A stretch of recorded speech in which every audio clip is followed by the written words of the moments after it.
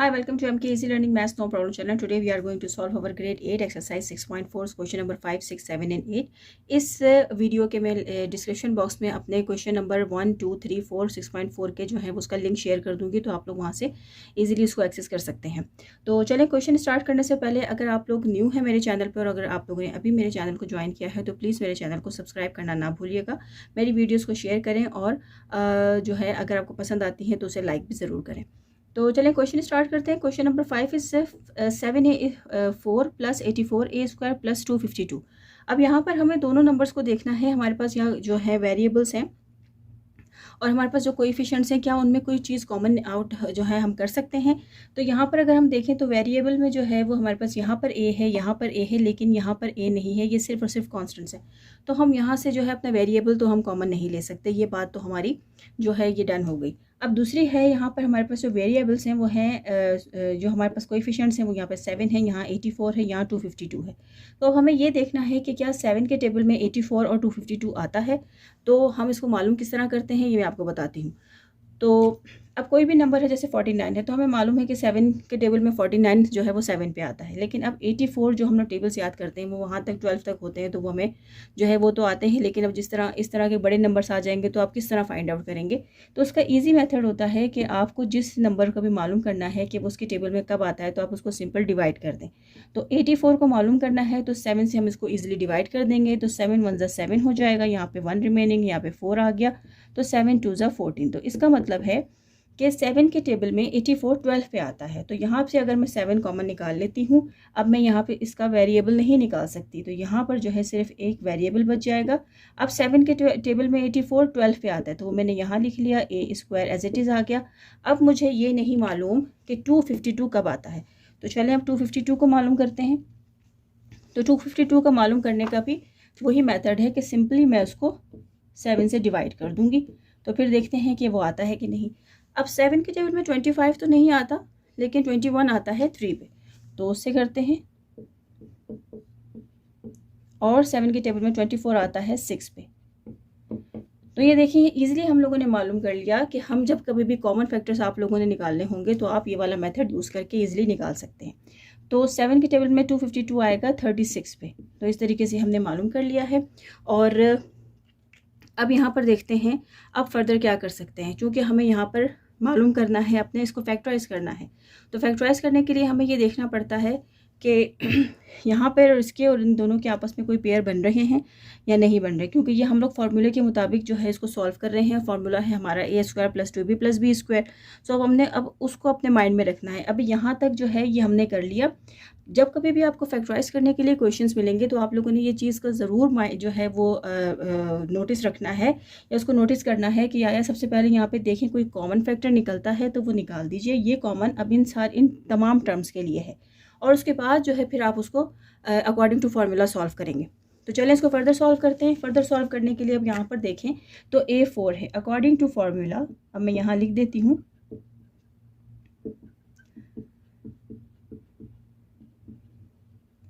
और फार्मूला है हमारा a² + 2ab + b²। तो अब इस फार्मूले के मुताबिक हम किस तरह करते हैं, ये 7 तो कॉमन आ गया है, यहाँ पे मैं लगा देती हूँ ब्रैकेट। अब यहाँ पे है a², तो क्या 4 का कोई स्क्वायर होता है जी, 4 का स्क्वायर 2 होता है। तो ये जो है ये इसका स्क्वायर आ गया, जबकि ये वाला स्क्वायर हमारा फार्मूले का आ गया है, प्लस फार्मूले का 2। यहाँ पे a की वैल्यू आएगी, चूँकि a की वैल्यू हमें यहाँ पर मालूम हो गई है इसलिए मैंने यहाँ लिख दी है। अब यहाँ पर हमें b की वैल्यू यानी 36 है, तो 36 का क्या परफेक्ट स्क्वायर होता है ये मुझे मालूम नहीं है, तो चलें इसको मालूम कर लेते हैं। तो 36 का स्क्वायर मालूम करने के लिए सिंपल मेथड है कि आप लोग उसके फैक्टर्स पे चले जाएं। तो ये देखें परफेक्ट स्क्वायर हमें मिल गया है यहाँ पे 6, तो मैं यहाँ पे 6 ही ले लेती हूँ। तो ये हो गया, और यहाँ से इसको इरेज कर देती हूँ, और यहाँ पे आ जाएगा हमारा 6 का होल स्क्वायर, और उसके बाद इसका ब्रैकेट हो गया क्लोज। अब अगर देखें आप लोग तो जो बीच वाली जो हमारी मिडिल टर्म होगी आप लोग उसको हमेशा मल्टीप्लाई करके देखेंगे कि यहाँ पर जो हमें क्वेश्चन में जो गिवन सेंटर वैल्यू है अगर वही चीज़ आती है तो इसका मतलब है कि आप लोग बिल्कुल ठीक कर रहे हैं। तो यहाँ पे अगर हम इसको मल्टीप्लाई करते हैं मज़ीद तो 2 6 12 12a² यहाँ पर आ गया है। अब 12a² को जब मैं 7 से मल्टीप्लाई करूँगी तो मेरे पास 84 ए स्क्वायर आ जाएगा। इसका मतलब है कि हमने बिल्कुल ठीक उसके परफेक्ट स्क्वायर्स लिए हैं। तो अब इसको फर्दर सॉल्व करते हैं। फर्दर सॉल्व करने के लिए ये 7 जो है ये पूरी टर्म का जो है कॉमन है, इसलिए ये एज इट इज़ यहाँ पर आ जाएगा। अब इन पूरी इस टर्म में से हम लोगों ने सिर्फ ए और बी पार्ट लेना है। तो यहाँ पे आ गया ए स्क्वायर प्लस 6 और इसका होल स्क्वायर। तो ये जो है हमने अपना क्वेश्चन नंबर 5 जो इस तरह सॉल्व कर लिया है। आई होप कि आप लोगों को ये समझ में आया होगा। तो अब चलते हैं अपने क्वेश्चन नंबर 6 की तरफ। क्वेश्चन नंबर 6 भी इसी तरीके से ही होगा। तो सबसे पहले आप लोगों ने क्वेश्चन में से चेकआउट करना है कि आया कोई यहाँ पर कॉमन फैक्टर है। अगर वो कॉमन फैक्टर होगा तो वो पूरी टर्म के लिए होगा। तो अच्छा, ये क्वेश्चन मैंने आप लोगों को इरेज कर लिया है। जैसे ही मेरा क्वेश्चन ख़त्म होता है तो आप लोग अपनी जो है वो कन्वीनियंस के लिए जो है उसकी स्क्रीनशॉट उसका ले सकते हैं। अब क्वेश्चन नंबर 6 स्टार्ट करते हैं। 6 स्टार्ट करने के लिए इसी तरीके से हम कोएफिशिएंट्स और वेरिएबल्स में देखेंगे तो क्या नंबर कोई हम लोगों को ऐसा मिल रहा है जो कि कॉमन फैक्टर हम निकाल सकते हैं तमाम टर्म्स के लिए। तो यहाँ पर हमारे पास ए है, ए तो नहीं निकाल सकते क्योंकि यहाँ पर है लेकिन यहाँ नहीं है। लेकिन यहाँ 4 है, यहाँ 120, यहाँ 900 है, तो हम वहाँ से 4 निकाल सकते हैं। अब कैसे निकाल सकते हैं इसको मालूम करने के लिए ये 124 के टेबल में आता है कि नहीं, तो हम इसको सिंपली हम इसको जब डिवाइड करेंगे 120 को 4 से तो हमें मालूम हो जाएगा। तो 4 के टेबल में 3 पे 12 आता है और ये 0 यहाँ पे आ जाएगा। तो हमें मालूम हो गया कि 4 के टेबल में 30 पे 120 जो है मौजूद है। इसी तरीके से अब हमें 900 का मालूम करना है। तो 900 को अंदर रख के हम इसको 4 से कर लेंगे तो 4 2 8 और यहाँ पे यहाँ पे जो है रिमाइंडर 1 आ गया, 0 हो गया तो 4 2 8 और यहाँ पे फिर 2 हो गया और यहाँ पे हमने 0 उतारा तो 20, तो 2 4 5 20 हो गया। तो ये देखें ये पूरा सॉल्व हो गया। इसका मतलब है कि यहाँ पर हमारे पास ये पॉसिबिलिटी है, यानी हम कॉमन फैक्टर यहाँ से r जो है 4 जो है वो निकाल सकते हैं और ये 4 जो होगा ये कॉमन होगा इन तीनों टर्म्स के लिए। तो अब फर्दर आगे इसको सॉल्व करते हैं। तो फर्दर जो है फिर हमारे पास यहाँ बच गया ए स्क्वायर प्लस अब 4 के टेबल में 120 आता है 30 पे, उसके साथ एक हमारे पास वेरिएबल भी है और 900 आता है हमारे पास 225। अब हम यहाँ पे करेंगे अब इसको ऐसे ही ले लेते हैं। अब हम इसको फर्दर सॉल्व करेंगे अकॉर्डिंग टू फार्मूला। अब हमारे पास जो है वो फार्मूला क्या है वो हमें मालूम है। हम जिस फार्मूले के मुताबिक इसको कर रहे हैं वो है a square plus 2ab plus b square. अगर आप हमारे इस क्वेश्चन को गौर से देखें तो आपको समझ में आएगा कि ये एक्सपेंडेड फॉर्म है हमारे जो है ये ए स्क्वायर प्लस बी स्क्वायर वाला फार्मूले की ए प्लस बी का होल स्क्वायर फार्मूले की एक्सपेंडेड फॉर्म है। तो अब इसको सॉल्व करते हैं। तो 4 हमारे पास एज इट इज़ रहेगा और अब इसको यहाँ पर देखेंगे क्या यहाँ पर पॉसिबिलिटी है इस ए की स्क्वायर की। तो जी हाँ, यहाँ पे बिल्कुल हमारे पास ये पॉसिबिलिटी है और यहाँ पे हमें ए जो है वो मिल जाएगा। अब इसको मैं यहाँ से इरेज कर देती हूँ। ये हमारे ए की वैल्यू है। ए की वैल्यू तो हमें मालूम हो गई है कि वो है सिर्फ ए और बी की जो है हमें पता नहीं है। तो चलिए बी की वैल्यू मालूम कर लेते हैं। यानी ऐसा कौन सा नंबर है कि जब हम उसको मल्टीप्लाई करेंगे इट सेल्फ तो हमारे पास 225 आ जाएगा। तो हम इसको फर्दर जो है वो सॉल्व करके देख लेते हैं ऐसा नंबर कौन सा हो सकता है। चूँकि यहाँ पर 5 है, हमेशा जब कभी भी आप लोग परफेक्ट स्क्वायर मालूम करेंगे तो आप लोगों ने एक बात का ख्याल रखना है कि जो भी आपका नंबर होगा गिवन, आप उसका जो है यूनिट प्लेस पे जो भी नंबर होगा आप उसको लाजमी देखिएगा, वो आपकी वहाँ पे हेल्प करेगा फाइंड आउट करने के लिए उसका परफेक्ट स्क्वायर। तो यहाँ पे चूँकि 5 है तो अगर मैं 15 को 15 से करती हूँ, अगर मैं 15 को 15 से करती हूँ तो क्या आता है,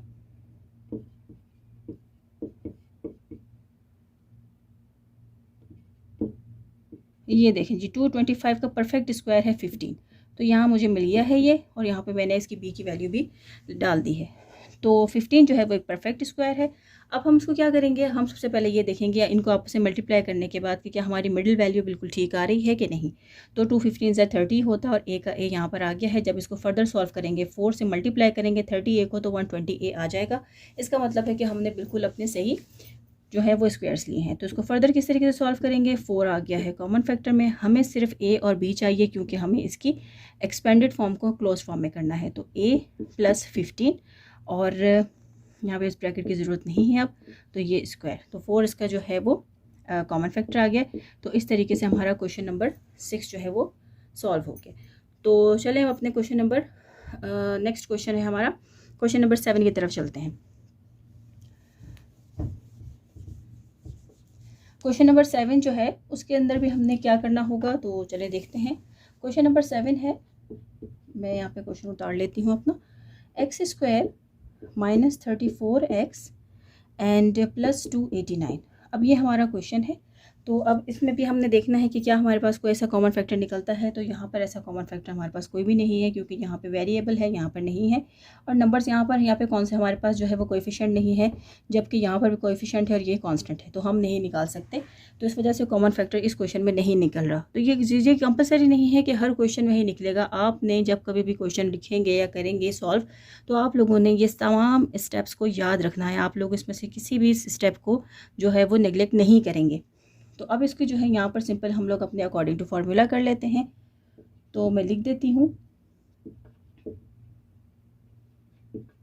आई होप कि आप लोगों को मेरी राइटिंग समझ में आए। अकॉर्डिंग टू फार्मूला, तो अकॉर्डिंग टू फार्मूला हमारा फार्मूला है ए स्क्वायर प्लस, यहाँ पर देखें ये माइनस है, तो यहाँ पर मैं माइनस का फार्मूला यूज़ करूँगी, -2ab प्लस बी स्क्वायर। तो ये हमारा फार्मूला है। चलिए अब इसको फर्दर सॉल्व करते हैं। फर्दर सॉल्व करने के लिए हमें देखना होगा कि क्या 289 का कोई परफेक्ट स्क्वायर है कि जिसको हम मल्टीप्लाई करें। तो यहाँ पर देखें ये जो नंबर है लास्ट यूनिट प्लेस पे जो नंबर है 9, वो कुछ हमें जो है यहाँ पे हेल्प कर सकता है। यानी ऐसे नंबर से हमने मल्टीप्लाई करना होगा इस नंबर को कि जब हम उसको इससे मल्टीप्लाई करें तो लास्ट में यानी यूनिट डिजिट जो हमारा 9 है। तो ऐसा नंबर जो है वो 7 होता है। अब 7 से तो 49 होगा, तो ऑब्वियसली हम अगर उसको डबल कर दें यानी 17 कर दें, तो 17 को 17 से करते हैं तो फिर देखते हैं क्या आता है। तो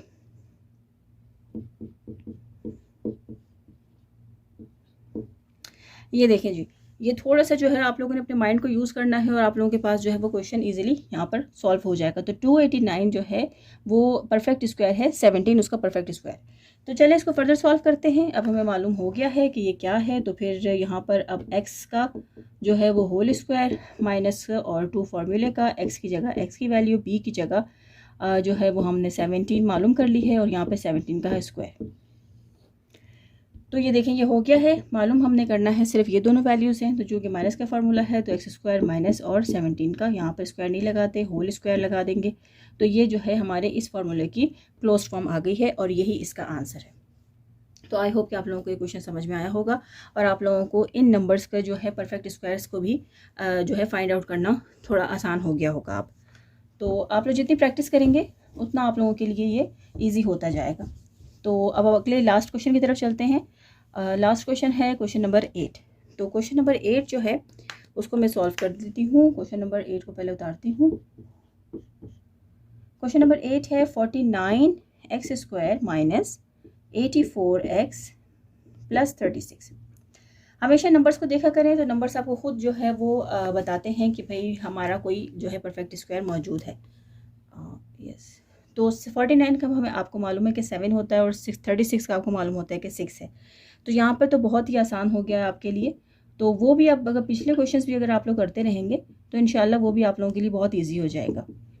तो अकॉर्डिंग टू फार्मूला हमारा क्या है, ए स्क्वायर, ये भी माइनस का है, ध्यान रखिएगा। क्वेश्चन जिसमें आपको क्वेश्चन जो है उसको अच्छे तरीके से रीड कीजिएगा और फिर वहाँ पर क्या जो है वो साइंस यूज़ की हुई है तो उसी के मुताबिक आपने फार्मूले को भी यूज़ करना है। तो चलें हम यहाँ पे देखते हैं। तो 7 का अगर मैं होल स्क्वायर करूँ तो 7 7 ज़ा 49 और जो है x है तो मैं यहाँ पे x लगाऊंगी। -2 यहाँ पे हमारे पास से a जो है वो 7 हो गया, यहाँ पे हमारे पास से 6 है, सिर्फ नंबर है यानी कांस्टेंट, इसके साथ कोई वेरिएबल नहीं है तो ये आ गया। और यहाँ पे 6 का होल स्क्वायर करूँगी तो 36 आ जाएगा। अब अगर मैं इन सबको आपस में मल्टीप्लाई करती हूँ तो क्या मेरे पास 84x आता है। 2 7 ज़ा 14 और 14 को अगर मैं 6 से करती हूँ तो देखें क्या आता है। ये देखें जी 84 आ गया है। तो इसका मतलब है कि हमने जो स्क्वायर्स लिए हैं बिल्कुल ठीक लिए हैं। तो अब इसके एक्सपेंडेड फॉर्म में जो है उसको लिख लेते हैं 7x माइनस 6 का होल स्क्वायर। तो यही हमारा आंसर है। तो इसके साथ ही हमारे आज एक्सरसाइज 6.4 के हमने क्वेश्चन नंबर 5, 6, 7 और 8 जो है उसको कंप्लीट कर लिया है। आई होप कि आप लोगों को ये समझ में आए होंगे। अगर आप लोगों को मेरी वीडियोस पसंद आती हैं तो प्लीज़ शेयर कीजिए अपने फ्रेंड्स के साथ, उसको लाइक कीजिए और मेरे चैनल का बहुत ख्याल रखें। जहाँ रहें खुश रहें और अपना बहुत ख्याल रखें। Thank you.